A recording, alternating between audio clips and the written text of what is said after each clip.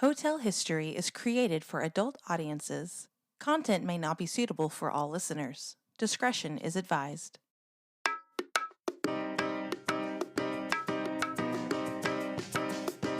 You're listening to Hotel History. We take you with us through the sordid history and scandals of some of the world's most famous and infamous hotels. I'm Dieta. And I'm Yael. Let's get started. Yeah, welcome to our next episode, our episode about the Borscht Belt and the hotels in the Catskills. Today, we have a very special guest, and she's an armchair expert on all things Borscht Belt. She has her own podcast about the Borscht Belt called the Borscht Belt Tattler, right?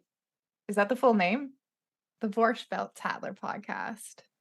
Is that a Borscht Belt take Tattler. on was it the Grossinger Tattler that they had? Know you're a Borscht Belt lord. Okay, love so you like to introduce yourself? Yes, my name is Jen Stewart. I am the host of the Borscht Belt Tattler Podcast. I call myself an armchair expert just because there are so many wiser and way more educated people on this topic than myself. But I guess we can talk a little bit more about that. I have not read anyone wiser than you, about this stuff. That's very kind. That's very kind. I literally have created this podcasting community just to make noise. Literally to use social media as a means to broadcast these stories out to more and more people. That's literally why I started it 2 years ago. And it's been a true labor of love. So thank you for having me today. We're That's so awesome. excited. Yes, I was talking about this a lot too much every day. I'm so excited. I'm so happy we met her. I know. I'm so happy I met you. Yeah. I think our energies match of excitement for things, which I think is rare. I don't know. Is that just me? Like 3 yentas on a bench. Yeah. It's great. Awesome. What's there not to love? Right? This is perfect. So I think the biggest question people have are gonna have is, what is the Borscht Belt? Why does anyone care about this? Yeah. Except from it being like a super micro niche in social media land.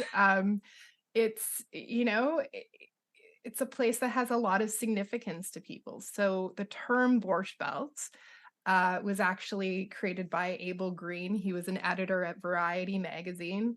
And it originated from the traditional Eastern European soup of borscht that was commonly associated with Ashkenazi Jewish culture. So during the 20th century, when these places started, the Catskills region, obviously just with all these Jewish immigrants coming to New York, we're looking for relief from these crowded and hot urban environments.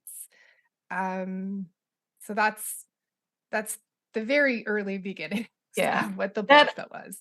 So I thought it was really interesting when I did research on it, is that it started because there was not typhus. Was it typhus or TB or something? Tuberculosis, I think. Tuberculosis. Yeah. It's really bad in the city, and everyone's living in tenements and on top of each other. And they wanted to, as you said, get away during the summer. But it also started because they bought farmland and they thought they were going to farm. But then it turned out they were terrible farmers. Terrible farmers. Yeah, well, in the land was not worth farming. Yeah. It was rocky terrain, and everybody, the farmers that lived there before used up the land, basically. It was giving nothing. Yeah. And they were renting it out to their friends, or that's when that business started booming. And the fact that Jews weren't accepted in any major hotels or resorts. There were no Blacks and Jews allowed. So it's really the only place they can go. Yeah, they really kind of created this world for themselves. And, it was it a combination of the picturesque landscape? Was it the cooler climate that made doctors say, hey, go to the mountains? It was a place of rest and relaxation and refuge for people who weren't accepted in other places. And in the 1930s and 40s, that's when it really started to flourish. So the rise of middle class and improved transportation infrastructure, including the construction of the New York State Thruway, just made it easier for people to travel to the Catskills. So, dozens of larger resorts and hotels started to build, as well as the bungalow colonies, which we can talk about a little bit if you want. I know this is more a hotel podcast, but the bungalows play a very important role in this story. And these places just offered amenities such as swimming and golf and skiing when they started opening year round, and round the clock entertainment, tennis courts, just anything and everything. It was just a vacation fun paradise. Yeah, and I love how innovative it was. Like they were the first all-inclusive places to go. Like that didn't exist before then. So they became this kind of, inspiration for other, like Club Med was like a big deal. I don't know if it still is, but like they got that idea from the hotels of the Borscht Belt to include everything, food and entertainment and lodging all in one package. So, and then I was reading that, I can't remember which one it is, what it'll say when we get there, but one of the hotels in 1950s was the first place in the world to put fake snow on their mountains so that people could have a place to ski. Yeah, I'm trying to remember if it was Concord or Grossinger's, and now I forget, but they were always like, no, we were the first. No, we were the first. So they kind of... but somewhere in the Borscht Belt was the first place. They seem to want to take a lot of claim for things, because when I looked it up online, like the inspiration for Dirty Dancing, every single one of them, it's like, it was us, that we were inspiration. And I'm just like, I think it was more all of you guys. Like... No, Eleanor Bergstein is the only one who can answer that question. So if she hears this interview, please just set the record straight. Is she the one that made the movie? Yeah, she wrote the Sorry. She wrote Dirty Dancing. Like that's her story. Oh my God. I need to rewatch Dirty Dancing. I feel like this has inspired me. No, it's still such a classic film, right? Yeah, even though it wasn't actually filmed in the Catskills, it was like filmed in, I think, Vermont or something, or West Virginia or North Carolina or something like that. It wasn't the Catskills. That's all that matters. Yeah, a lot of the places, like I think they wanted to film there, but a lot of them had already shut down, and so they had to go elsewhere. Really? Yeah. I thought, oh, that's right, because it was the 80s. I keep forgetting when the movie was made. Yeah. I think Grossinger's had shut down just like the year before filming. So they just like barely 86. missed their opportunity. Oh, okay. Yeah. Mrs. Maisel season 2 was filmed in the Catskills though. So they at least did it. It was a bungalow colony. Yeah. Ooh, now I want to know where. It was actually I can tell you, because I was like, where did they do that? Because I was curious. Growing up, I grew up in I told you, a pretty Jewish, religious, like Brooklyn neighborhood. And I went to school and all that stuff in that community. But during the summers, everyone goes upstate to the bungalows. And it's so nice in Brooklyn because no one's there. And now I'm curious to know where they filmed, because I went when I was 15 to a bungalow colony to work. And I got to know the whole neighborhood, like Kaimisha Lanes, like everyone, like all these names, Loch Sheldrick, like all of them, South Fallsburg. I didn't realize that I was in the epicenter of the Borscht Belt. Yeah, for sure. It's amazing how connected it is, and like anybody who either went there or has a connection to it, like that's what's so great about this topic is, most people do have a Borscht Belt story, whether or not they know it or not. And I say that just because maybe it's a comic that you've watched, maybe it's a movie you've seen, maybe it's a TV show you watched, maybe, it's some sort of summer camp you went to, like that's modeled after, what was started in these places. So most people, they may not know what the Borscht Belt is, but this sort of concept of around-the-clock leisure and entertainment in this setting most people can relate to, because most people just want to have fun. Yeah. Right. Yeah, I And want to that's go to like, these places. They sounded great. Yeah, they did sound. So something that was interesting that I read was, I thought, like, when I think of the Borscht Belt, I think of the hotels and the bungalows, but there is a difference between like where you are economically. If you were lower middle class, you went to the bungalows. If you were higher, economically, like your status, you had more money, you'd go to the resorts. And or according I mean, to Wikipedia. yeah, Or that Borscht Belt documentary. It was also, yeah, I mean, like, certainly and even just like looking at the old ads, they really tried to make, I mean, based on what I've seen, and what I've collected and sort of archival over the last 2 years of all these ads that I've seen, they really tried to make it accessible to people with all different budgets. So even if you couldn't do a full summer at Grossinger's, for example, like, first of all, who can get away for 8 weeks now anyways? Like, Yeah. Well, this do you was know what the I mean? time where the moms were stay at home, dads worked, and they came on the weekends, right? Or they were teachers, so they, Yeah. they had the summers off. Oh, right. Yeah. So like, it was that. So it just really depended on, yes, budget did, but in everybody who I spoke to, no one ever felt like lesser um than, based on their economic standing, like, at Yeah. least so far yet, the people that I've spoken to. I mean, of course there's stuff like that wherever you go these days, right? Like, Yeah, that's um true. But yeah, you don't really feel it. Even when I was there, everyone is living in the country and your living standards just drop and it's okay. It's like I'm in the shack. and But it was a everyone's in different the shack. time. Like, Yeah. you could go to Kutcher's and, you'd see, Wilt Chamberlain, who was a bellhop, Oh, before he yeah. was Wilt Chamberlain. You could go to these resorts and like rub elbows with your comics, like the comics that you loved. And like, people were more accessible back then, and you could be surrounded by people from all different walks of life. And it wasn't like this mystique. It wasn't like, you know, rich people over here, poor people here. Like, Yeah. that wasn't No, that a was thing.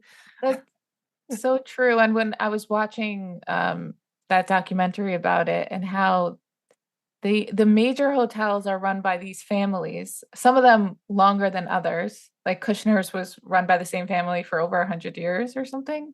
Yeah, Kutcher's, Kushner's. and I keep saying it Kushner's, and it's I have okay. to say it. Everybody, Yeah. there's different people say Kutcher's. I sometimes say Kutchers because some Americans pronounce it Kutchers. So I'm like, oh, okay, maybe I'm supposed to be, but it's Kutcher. And yeah, it was. I mean, that's the resort my family went to from Canada, no less. Wow. Did And you it was, watch the documentary about it?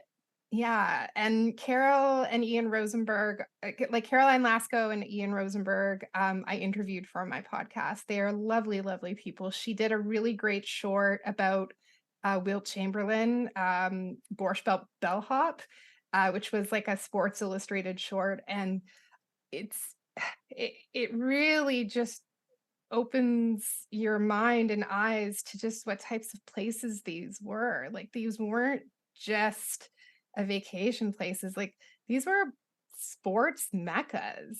Like the Yeah. Maurice Stokes basketball game, which was a legend. I mean, I could do a whole, we'd probably do a whole Yeah. podcast. I'm not super familiar with everything you said, but Yeah, no, I that's okay. So but I know Kutcher's, it was like that because it sounded also that these families would make an environment where it was really welcoming to everyone, not just Jews. And because Jews have been the outcasts, they weren't going to go and be like, you can't come because you're not, one of us, or you don't look a certain way. And they gave an opportunity to people who wanted to try. And they made it feel like home. That, the owners, it sounded like they would be in the lobby and welcoming people. And it was like, really homey and connected, which I think is rare. Hamisha is Yeah.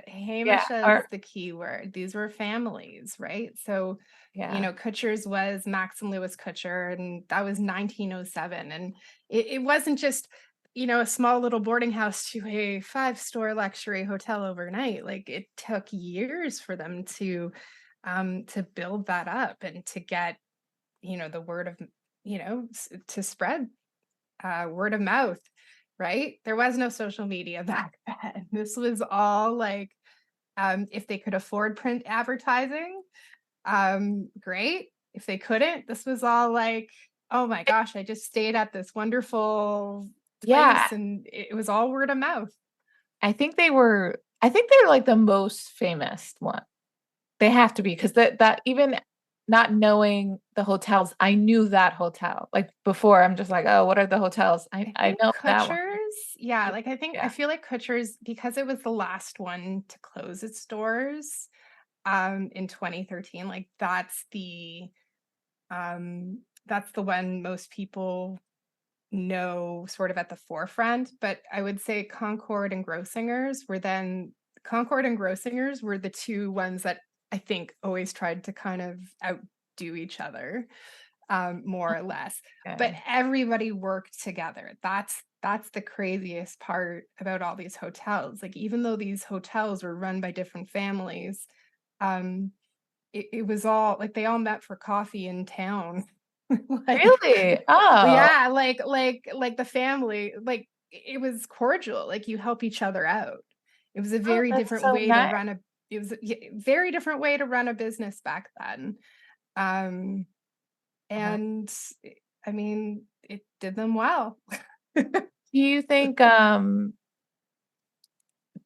like today, if they existed, they would be like that? I can't even, so it's so weird. Like, since I started this podcast, I wanted more than anything for there to be a Borscht Belt resort. And I don't know I think because everybody now has it's going to be horrible. This is going to be so negative. But like, I feel like because everybody has their own agenda now, it's just a different mentality. And it seems like everybody was getting bought out by these major like hotel conglomerates, and so it seems like that's who would be the ones to do it. Gambling, that they were trying. It was the gamble. So they were trying to get gambling and the casinos into, and they had a hard time getting the government to accept it, or the state to accept it. So I think also, like I keep saying how behind the scenes, like I'd love to share sort of some of the stuff that I've gone through and trying to make this podcast. And really, it's been very challenging because I think there's so many people who are protective of these memories on so many different levels. You have the people who really, they're my memories. They're never going to be recreated, so stop trying. You have the people who, if you're an outsider, like I'm as outsider as it gets, like from Canada. So though, that's crazy. But that's how they see it, though. If you're not in Sullivan County, if you're not in these places, like you're not, but here's the thing. That's the thing that shoots you in the foot, because if you do that, see, back in the day, they didn't care. They just come eat with us, play with us. It was a different mentality. Now it's like everybody has their own agenda, and that's I know this is really negative, but like, but it's kind of their own worst enemy in some ways. I think that has happened, and you see that in a lot of communities, not just Jewish communities, but I think it's because we have it too good. We have, you think? 100%. Because it used to be people get united, like when and you help each other out when you're in distress, and like you're, oh, the Jews can't come, you're the other. So it's like, let's gather around, and it's the first wave of immigration, right? It's Ashkenazi Jews. It's not any other major group yet. And so there are these outsiders, there's a lot of anti-Semitism. They have nowhere to go. They want to be Heimish, but they also want to blend into American culture. Like, I think so they're all kind of like trying to stick together and figure it out. And they're leaving behind this like sad world in Europe. And then what happens is World War II happens, and there's also that boom of go to the economy bounces back and they go to the Catskills, and they're still like a unit. But I think over time, it's like, well, now anti-Semitism isn't as bad and we're accepted. And then more Jews come and then more people assimilate. And then it becomes, well, I don't really need you. And then, everyone has their community differences. It just, when no one is attacking you, it's a lot easier to be like, I'm good. I don't need you. When you're like the target, it's like, well, let's get together and stay strong. That active oppression creates community. Yeah. And I don't like to be negative, but it's just, there's just been a lot of roadblocks just in trying to do like good things. And it's very, very sad because I think it's so strange to me, but I obviously don't know all the details of the like politics that go into it, but there's a lot of messy politics right now in New York State.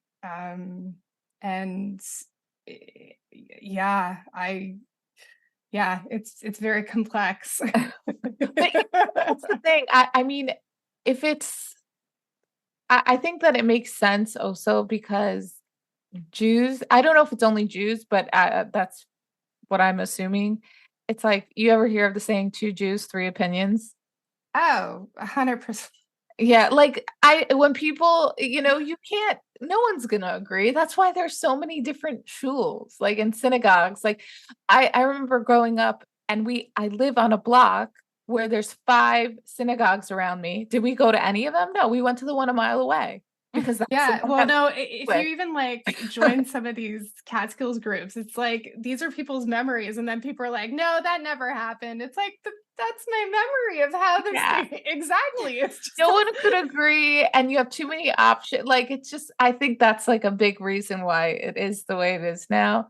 It's like one big dysfunctional family. You love them no matter what, and you embrace them in spite of everything. I want to talk a little bit more about so the hotels in the Catskills and the bungalow colonies as well, which are kind of like independent hotels. I don't know what to call them. They were family-run businesses. Yeah, so they're not totally, it's not that weird that they're included in this podcast because I think that everyone came together, they rented a place, and you have to take care of the area. But so these hotels were the place where Jews went, and it started to become a place where entertainment really took off, especially comedy. And that started because they needed to get their entertainment to come to them. And also people did like silly things. Like the more I looked into it, it was on Saturday nights, everyone would go to the bungalows or like in the hotels, like the casino where the entertainment was. They would have like dances and Yiddish theater and mock weddings where the man dressed up as the wife and the wife dressed up as the husband, or it was like 2 men dressed up it was really funny for when I saw. Laughter and finding joy was a big thing, and that sort of evolved into this training ground we know as comedy. The hotels would hire a tombler, which was basically a person who would entertain and engage all the guests at the resorts and the bungalow colonies, right? So in the context of the Borscht Belt, a tombler was basically this comedian or entertainer who would interact with the audience. They'd tell jokes, they'd put on skits, they'd do they'd help orchestrate these mock weddings, and generally just keep the energy and atmosphere lively. They would often act as a master of ceremonies. They would warm up the audience before the main act would come. And so everyone was always entertained, just even between meals, between activities, and their goal was to make the environment lively and entertaining. Yeah. I think So that's something I appreciate so much in Jewish culture, because you can find that most anywhere, even in Orthodox circles. Like growing up, when I did go to the bungalow colony, or whatever it was, there was a comic that would come to the casino and the parents would go, and like it was still, there was room for that. And I think that makes a huge difference in our culture, because that's how all the famous Jewish comedians came about. We made room for it. And I think for sure, there's like, people wonder like, why are there so many Jewish comedians? Because there's an abnormal amount of Jewish comedians. And I'm like, because we like to laugh, and we're we laughing through our fetching, right? It's laughter. Like that's what Jewish comedy is about. I mean, because if you there's don't so laugh, many you different cry. Yeah, I mean, comedy, there's been so many conversations and so many comedy historians who have different opinions of this is what comedy is and this is what comedy isn't, and this is, honestly, I think comedy essentially is just a conversation. It's a conversation that's also supposed to be fun and not, you can take it seriously, but you can also not take it seriously. You can just have fun with it too. Sometimes you laugh because maybe it's awkward for you. Like you can't, it's one of those things where it could be deep, but it can also not be deep. It can just be, it means different things. And It's comedians almost are a really, metaphor for life. exactly. Like there's different types of comedy out there. Certainly the Borscht Belt comedians, so many. Milton Berle, Mel Brooks, Jerry Lewis, Ronnie Dangerfield, Henny Youngman, Jackie Mason, Buddy Hackett, Sid Caesar. I'm gonna miss like one or three, and people are gonna be like, "Well, you forgot to mention Lenny Shecky Bruce, you said, Green." right? Oh, sorry. Lenny Bruce, you said also. So Lenny Bruce, yeah, like Lenny Bruce definitely like from what I understand, he started. Like there's people I'm learning about all the time who had a Borscht Belt connection. But some of it's myth, some of it is fact. that's, I'm it's sure there's some things people don't know, and maybe that's for the best. there are so many people holding out on me on stories. Like I'm sure of it. Well, I want to learn more even for myself, because I told you that I found out my great grandparents owned this small hotel in the Borscht Belt called the Laurel Park, and it was really tiny. Like, I mean, there was a ton of hotels, but they were definitely the small ones. But apparently Jerry Lewis's dad worked there, and That's he, cool. as a kid, got his start. Like he would help his dad out. Eventually he moved on to the Browns hotel, or I think, right, it was Browns. Yeah, Browns. He was associated with Browns. Yeah. But that's so cool that I have this like weird connection to this famous comedian. Like me personally, I know, but the fact that, my great grandmother, and it's crazy because the Borscht Belt and comedy has made a huge influence on American culture. Like it's not just a Jewish thing. Oh It's my an God. American thing. Yeah, it's American Jewish entertainment. I mean, it's Hollywood as we know it. I mean, I don't want to get into that whole, because then we get into that argument of Jews run Hollywood. It's like, and so the thing I always say is they don't run Hollywood.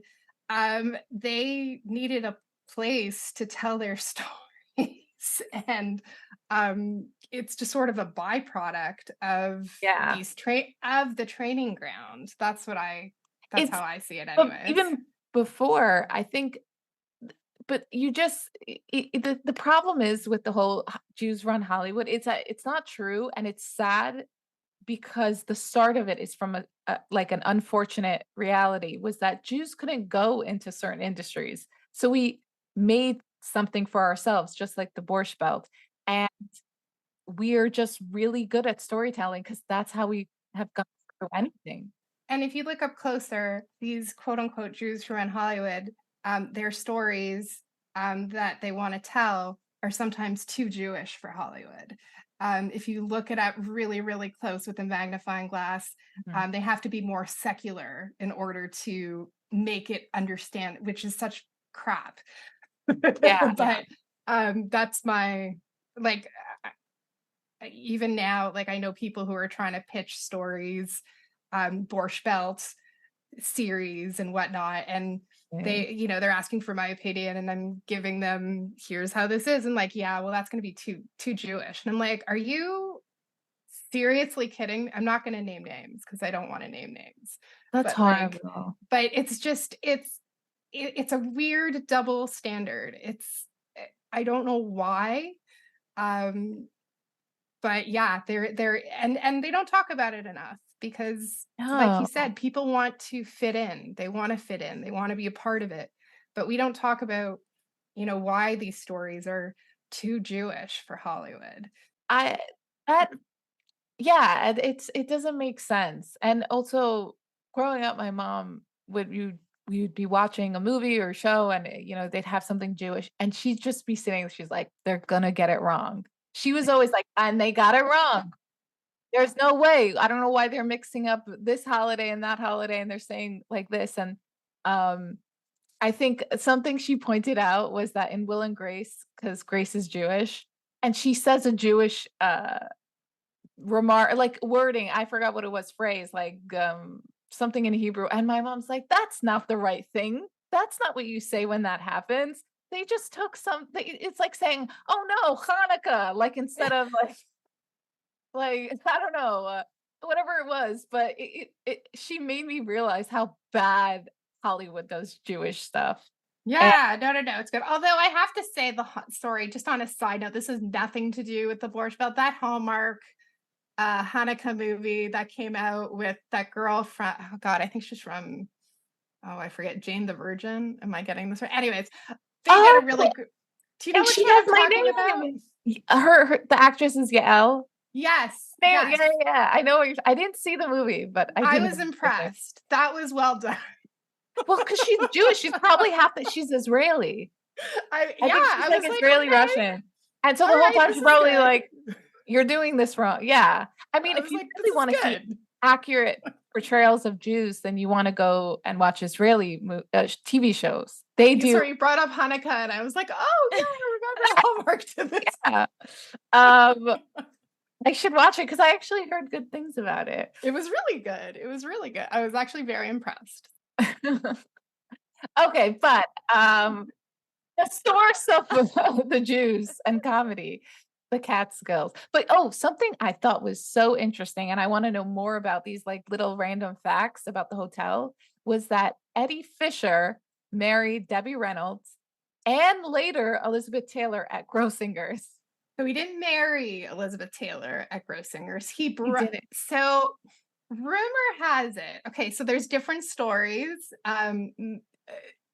Again, unfortunately, Eddie Fisher, you know, may rest in peace. Debbie Reynolds, may she rest in peace. Like they can't really. Their families might be able to tune in on it, like to chime into this. But so yeah, Debbie Reynolds married Eddie Fisher at Grossinger's, and then apparently they were doing a dedication for the new Grossinger swimming pool, and Elizabeth Taylor was apparently invited by Jenny Grossinger to the pool. I don't know what happened, but they were photographed together. There's some really great photos out there. You can see the waitresses or the servers at Grossinger's are giving her side eye in the photo. Like, it was a pretty big scandal, but they didn't get married though at okay. So only Eddie Fisher and Debbie Reynolds got married. They're not. Yeah. Okay. But they were together at Grossinger's. Yeah. Okay. But I just thought that was such a move. Like, dude, you're really bringing around your new wife. That's showbiz, kid. But I guess, I mean, if you're marrying Elizabeth Taylor, you want to go and be like, "Look, this is my girlfriend," whatever at the time. But I love that It's happened chutzpah. That's there. chutzpah. That, You know? that would, that's piping hot tea, as they say. Yeah, no, definitely piping hot tea. And nothing stays a secret for long in those mountains. That's for sure. No, and everyone knows what you're doing. It's not, although if you though I can't imagine at the hotels anything stays a secret because, you're all in that same building. But when you're in a bungalow colony, and nothing stays a secret either, but they probably knew everything. When I was 15 and I was in the bungalow colony, me and my friends, we were like the counselors of the camp there. And we lived at the edge of the bungalow colony, right at the entrance and the exit. And we would go and party all night at like the local, I don't know, other bungalow, frat house, whatever, stupid places. But they had no idea because there was no one watching us. We just leave and come back. And I don't think they realized how much freedom we had. I'm sure they know some stories, but they definitely don't know all the stories. Yeah, but so many of these hotels had their own in-house tattlers, so to speak. Their in-house newspapers that was really just a who's who of name dropping. Like Dr. and Mrs. Mandelbaum are here celebrating their anniversary. Like they would literally have these papers just so everybody knew what everybody's business was and what was happening in the hotel and who was there. And who was dating who and who was single. I can only imagine all the scandals that happened there. I can't remember. I've read so many things in the past 3 days that I can't remember the source, but there was the author went there when she was a child, and she was saying that when she was 10, her mom said something about someday when she gets married, and she goes, "Oh, when I get married, that's when I can be friends with all the lifeguards, because that's what all the married women here do." Bungalow bunnies. Yeah, it's the thing they don't like to talk about, but it was a thing. Or the bull, or oh god, someone told me the bull train. That was gross. That? No, you gotta explain this to me. I don't know anything. No, I might be saying it wrong. But basically, so the bungalow bunnies were the women who, let's go with flirt with the lifeguard. Sure, let's call it that. Flirted with the lifeguards. And then the bull train was the husbands. So the women would stay at the bungalow colony, like from Memorial Day till the end of summer. And then the husbands had to work during the week. The bull train was them coming back so they could shtuck their wives. Conjugal visit. Conjugal, yeah. I always thought that was, and I was like, oh, okay. But at least it's their wife. Like, honestly, I always assumed all those. It's healthy. It's healthy. I get it. But again, these are things like I did not know about until I did this. All these women, they're lonely during the week.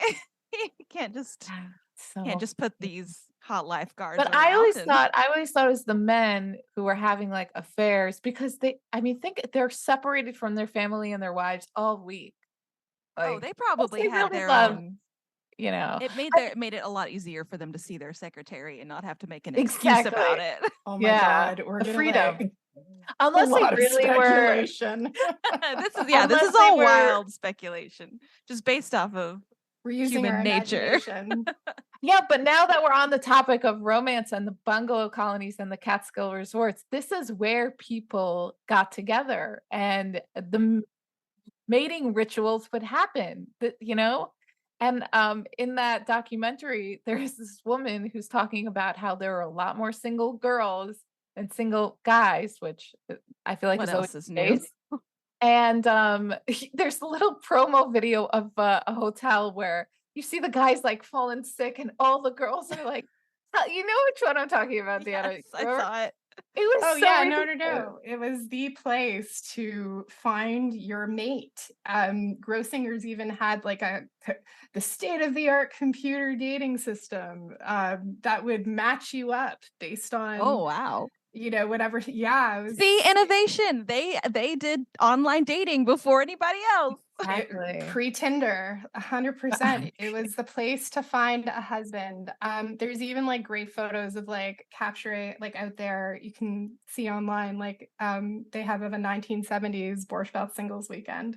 They're great. They're super photos. gosh. I honestly think they should bring that back because They should. We need new dating situations. I mean, you guys, it doesn't get apply off the to you. computer, man. Like it You know what I doesn't loved? work. I loved It doesn't even work. it doesn't. It works for some. That's not true. I know it's not true, but it's like, you have to be lucky. But my sister found her guy on a dating app.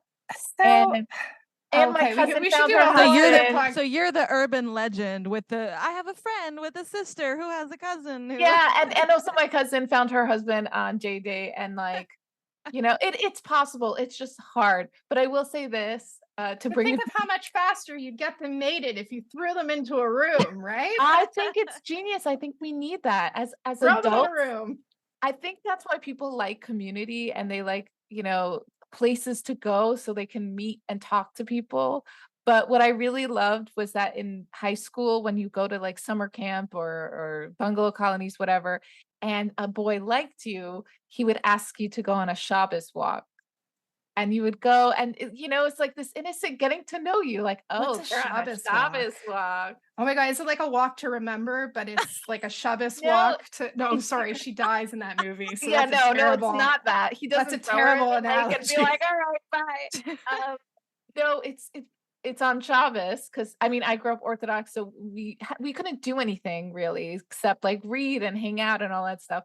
But it was the perfect time to go out and explore nature, and you would a boy would ask you, would you want to go on a walk with me? It's like what you do, and so you started That to is do the the Shabbos sweet. See, walk. that's It's see. I sweet. need to hear more of that because We that's need more We need an app called the need- Shabbos Walk. we need more stories of Shabbos walks or like a novel about a Shabbos walk. Like, Yeah.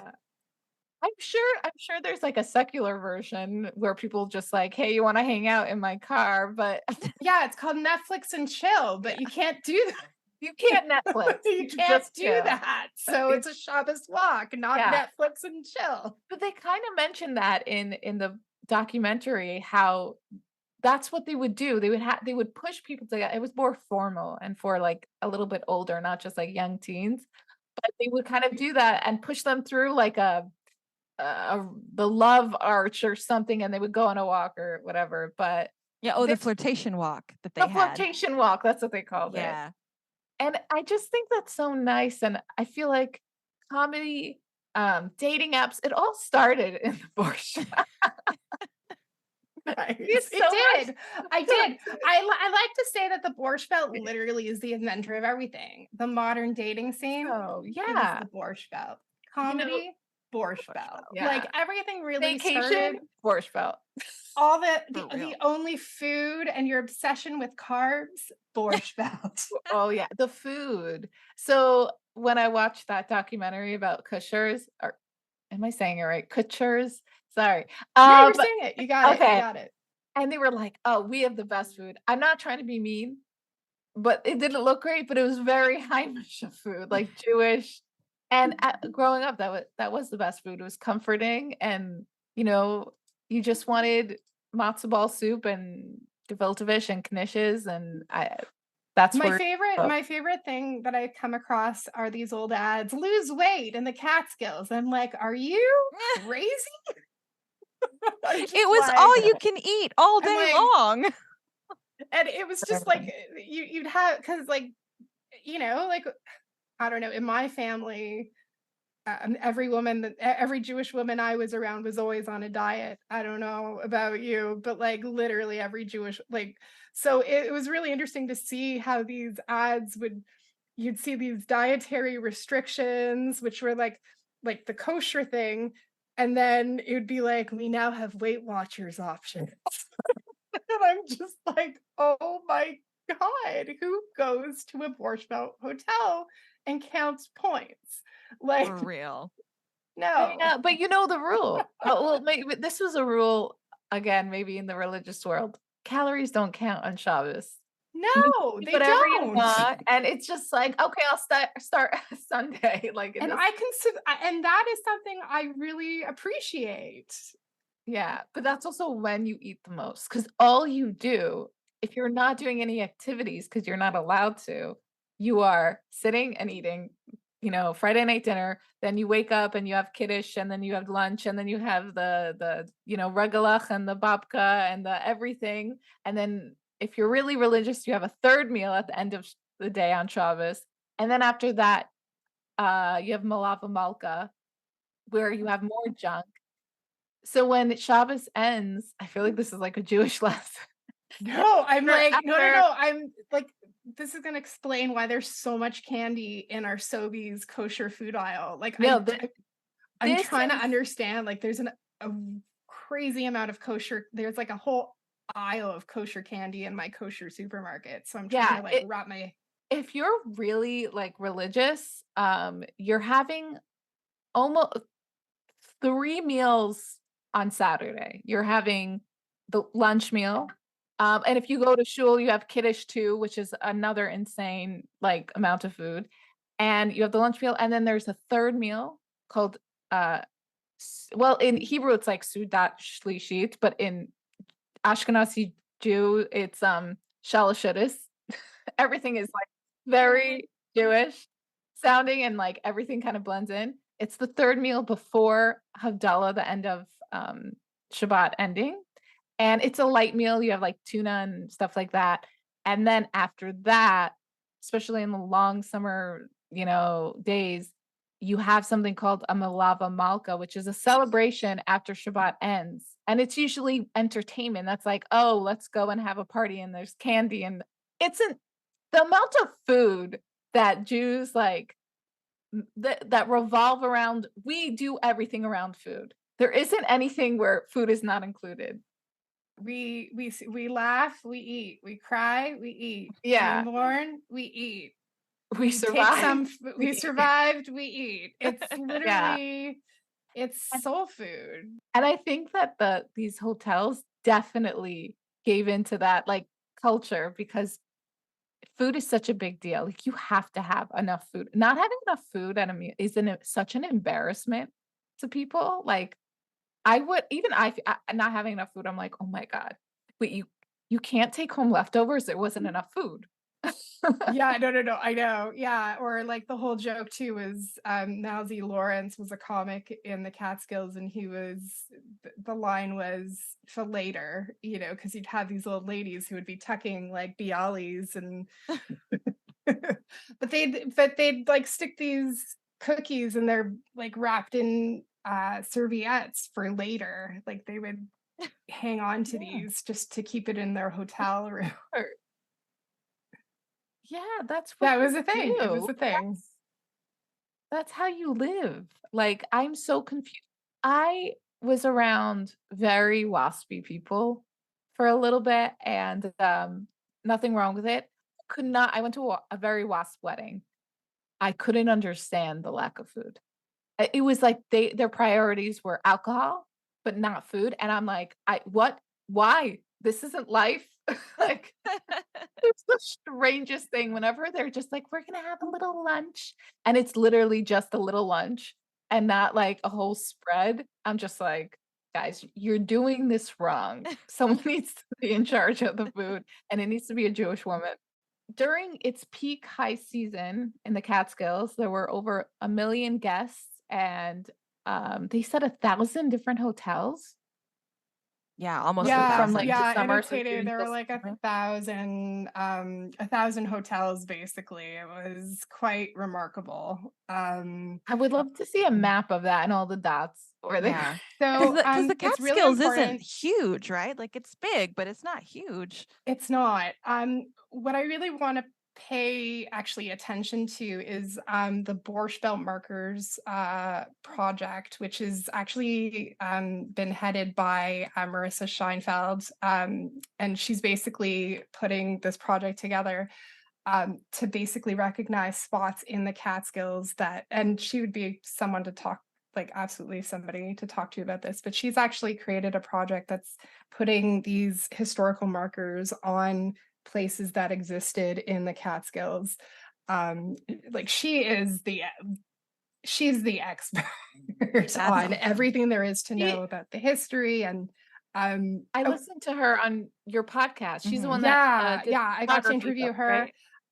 And just more than just sort of this historical marker project, it's this like multifaceted effort that they're like of a long term that they're trying to combine with other mediums to make sure that they don't get lost to time, so people know where these places existed, and trying to work with the community to make sure that people remember them. So definitely I need to just mention that the Borscht Belt Historical Marker Project is definitely the place for all your sort of resources of where to find, where these places were, how to find them now.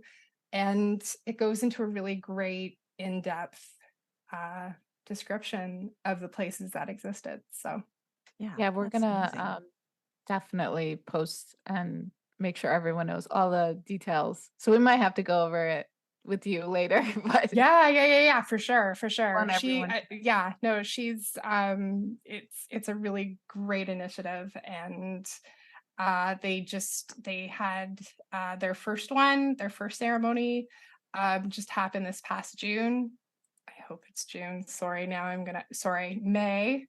It was at the Ethelbert B. Crawford Library in Monticello, New York. And then the next event is actually August 13th. It's going to be in Mountaindale, and it's from 1:30 to 4:00 p.m. And they're going to do a marker. So they have so many more markers happening.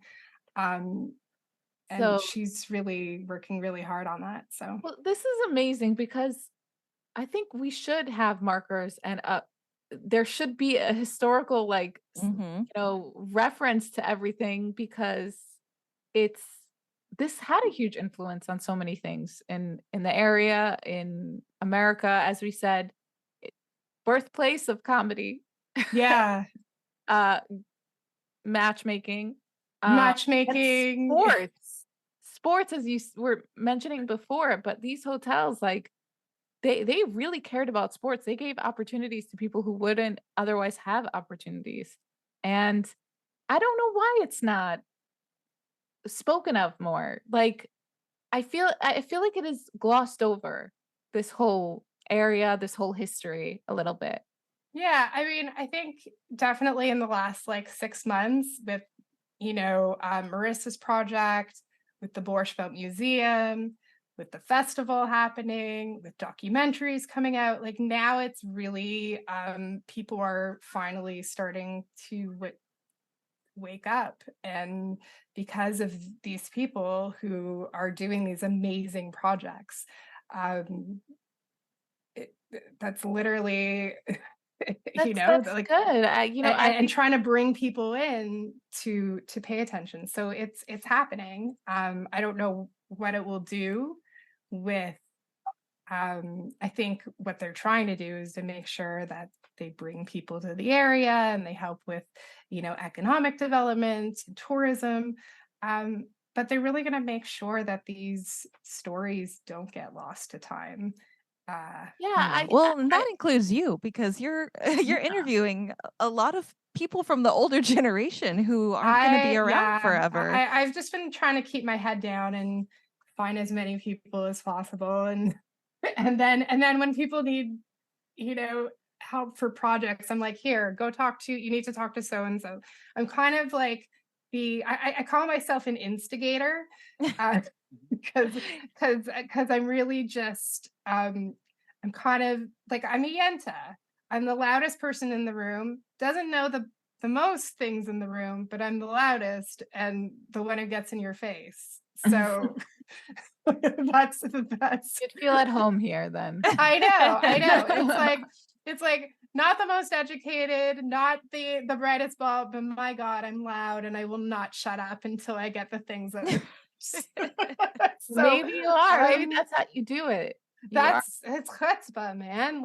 I don't know. You just have to Yeah. I don't know where I was going with this tangent, but yeah, I try and be really respectful of, what's already been out there and the work that's been put in. I'm kind of like, I'm not trying to downplay what I've done. It's just, um, yeah, maybe it's the Canadian in me. It's like, no, everybody else is so amazing. Like, I don't know. I just, You're the opposite of me. I'm like, look at what we're doing. We're having you on. We're yeah, such like a I'm super contributor to proud. this Yeah. thing. Like I've created this amazing community of people and been able to meet just such great people with amazing stories. And But that's what makes it fun. Like, Yeah. that's the point, right? it's fun and it's really cool. I mean, like, so this guy I was interviewing the other day, he told me this made my day. This made my day than more than anything. He was at Kosher Palooza, okay? And I don't know if you know what Kosher Palooza I've is. heard of it. It was the first annual kosher food gathering. And what do you know? He's they're promoting this new product of his, and this woman comes up and she's like, she recognizes him from the Homelak Lodge, and he goes to him, you really need to get Jen Stewart to interview you. The Borscht Belt Tattler. And this wasn't just anyone. This was like an Orthodox woman who was, and I don't know who this person was, but basically that's everything. Amazing. That's that reach. That is literally takes the cake for any, because that's what it's about. It's like yelling as loud as I can. Make sure they're paying attention. Yeah, no, I know who's watching. I mean, I see my statistics, like, and I see the numbers on my. So do you see like a lot of New Yorkers listening? Oh, it's all New York. Yeah, it's like mostly New York. But like I see the analytics, and so I know it's definitely people are listening. I don't know if they're just like, that's so great. Yeah. I think that's amazing that you even said that to him. Yeah. But and he had to make a note to tell me that, just because I fell into it, and I was really frustrated by the lack of personal stories and anecdotes that were out there. That was my whole thing. So many. And there's so many. It's endless. It's endless. And like everybody talks about, and coming from like a social media background and content, people talk about content. How do I find content? It's like I needed to find something that was going to give me content, and holy moly, like this is content goldmine. Yeah, it really is. It really is. The stuff comedy, sports, food, culture, culture, religion, vacation, like it just disease. Disease. It really covers everything. Civil rights. There's nothing it doesn't talk about. Like it really touches on everything. Yeah. I think that this area, the Catskills, it's having a resurgence. The Hudson Valley, like that whole area, because many people are leaving New York City and they don't want to go that far. And even driving through, people are buying up, they're going to the suburbs, but they're moving farther and farther out, and they're touching on this area. And I don't think it's a coincidence that what is happening now with this like preservation of the history and people moving, are happening at the same time, because it's kind of like, where do you go? And then you have this space that has this history and you don't want to lose it. And I think there's something about young people who didn't care about their history and then getting older and wanting to get in touch with it and then doing something about it. I don't know if this relates at all. If anything, I'm making sense. But personally, there's something that's been happening to me where I want to go back and I want to preserve and I want to understand. And it's how you connect, and it's the Borscht Belt effect. No, that's the what Borscht Belt effect. The Borscht Belt effect. No, I hear a lot of people like one of the biggest sort of criticisms that I hear is that, people who want quote unquote the Borscht Belt back, they're trying to redo something or bring something back that no longer exists. Like, And I think ultimately what's happening is, you know, like we're just living in a house, like at least in New York, anyways. I mean, and in Toronto, there's like a housing crisis, and people can't afford to live in these cities anymore, and they want a simpler life. It's Yeah. people want to return to a simpler way of living. I think people have a desire to connect, which is why people are moving to smaller towns. Yeah. Also, And remote work. I mean, if remote work, yeah. Yeah. yeah, makes it a lot easier to kind of be out of the city. Eh, I, you know, my number one question when I started this podcast was, do you think you'll ever see the Borscht Belt back? And I had hoped that we'd have a Borscht Belt hotel. And really, right now, like, um, just paying more attention to what's happening in these counties and the wonderful things happening with these, from these projects to these events to these new businesses, and being able to, use my platform to be able to promote that is sort of how my podcast has evolved now. It's now not just looking at the past, but how do you support these places that really suffered when these Catskills resorts shut down. A lot of people lost their jobs. People went into poverty. It was very sad. Yeah. There's like a lot of sadness with these places, and something someone also pointed out to me, and wanting to remember, which I had never thought about, is the reason some people don't like to talk about the Borscht Belt is because it's painful. It's a reminder of what they lost, or what they had to give up, or what was given up, or what was sold. Like I Yeah. get that. So but to kind of bring it to a more positive light, I think there's just a lot of wonderful things happening, with different projects and businesses. So obviously, like the Borscht Belt Museum, which has been in the making for almost a decade, finally got its home in Ellenville. So they're in the process of, they as I speak, they're planning their opening ceremony for their pop-up this Sunday. Oh, You have Borscht Belt Fest happening July 29th this year. It's just such a beautiful thing. Like, it just, you know, it's not going to be what it was, but it's going to be better because it's yeah. people who really love these places and respect these places all congregating to one spot, just to Yeah. remember and laugh and I eat. And I haven't been there in so long, I and I haven't would been love there since I to. was a kid. Wow. So, Yeah. So yeah, my mom also, she went to a bungalow colony when she was younger, up I until saw well, that. So this was Hillcrest Park, right?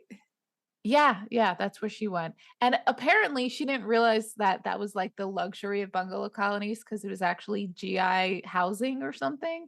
My Okay. grandfather was in the Navy, but Okay.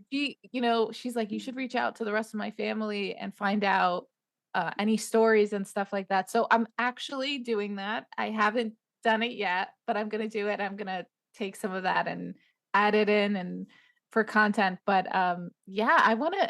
It's crazy how it connects literally everyone. My grandparents have such a cute story about how the Borscht Belt basically the reason I exist is because of the Borscht Belt, the Or were cats. you conceived at the Nevele? Because I that's, no, oh, well, sorry. no, but my mom maybe. I will. So my grandmother met my grandfather at work. She worked at where he was. He was an engineer, and all of the ladies were like so into him. He's very charming and all that stuff. So because everyone wanted him, she gave him like that. I'm not into you because she was like that. I'm not going to give you the attention. But he of course was like, "Who's that? I need to date her." So she said, "No, I'm not going to date you." But he called her every single day. And every day she had another excuse like, "No, I'm not. I got to wash my hair. It's not happening." And it was during the summer and she went upstate and then she forgot her luggage. And he goes, "Hey, let's go out or something." And she's like, "I can't. I forgot my luggage upstate. I have to go get it." And he's like, I'll drive you upstate to get your luggage. Just go out with me after, or, you know, whatever. And she's like, okay, fine. If you'll drive me upstate to pick up my luggage, I'll think about it. So he drove her to get her luggage. And afterwards, she's like, well, okay, I'll go out with you because, you know, you did me this favor.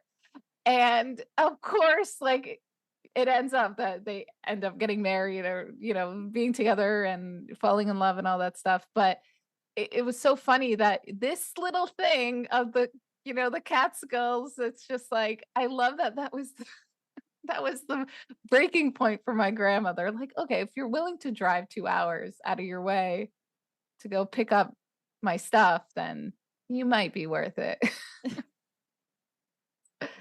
And by the way, that was like my grandfather in a nutshell. He would drive anywhere, do anything, you know. And also she was dating someone else at the time because she was a little playa. They always were. Every story I hear about women back, they were always dating somebody else. You gotta keep, and my grandmother. But it was okay, but it was a different concept. Like it wasn't like the dating back then was just you'd go out with a boy. You wouldn't jump into bed with everybody. It was no. But I mean, how did they have such an easy time finding all these men to date? And now single women can't get anybody to ask them out. Because people went out and people went out and men had balls back then. I will just to go back to the story.